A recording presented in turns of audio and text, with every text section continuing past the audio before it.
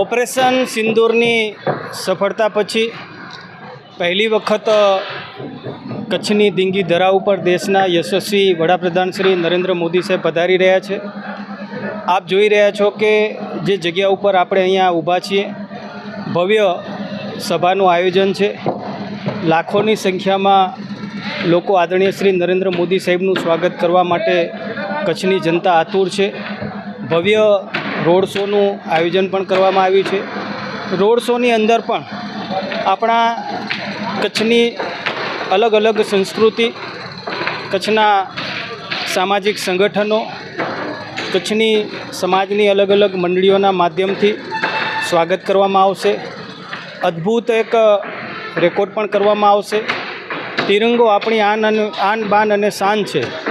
1 કિલોમીટરના તિરંગાની ભવ્ય મોટો તિરંગો લહેરાવવામાં આવશે અને સાથે સાથે જે આપણા વિદ્યાર્થીઓ છે, દેશભક્તિનો માહોલ બને એના માટે કલ્ચરલ કાર્યક્રમનું પણ આયોજન કરવામાં આવ્યું છે।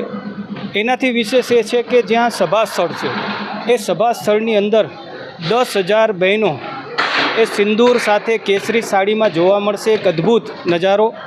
30,000થી વધારે લોકોના હાથમાં તિરંગા સાથે આદરણીય શ્રી નરેન્દ્ર મોદી સાહેબનું સૌ લોકો સ્વાગત કરશે।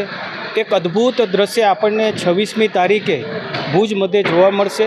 ત્યારે તમારા માધ્યમથી હું કચ્છની સૌ જનતા, સૌ લોકોને આહ્વાન કરું છું કે ઓપરેશન સિંદૂર પછી આપણા સવાયા કચ્છી જ્યારે કચ્છની અંદર પધારી રહ્યા છે, ત્યારે આપણે મોટી સંખ્યામાં સૌ લોકો આ કાર્યક્રમમાં જોડાઈએ એવી હું અપીલ કરું છું।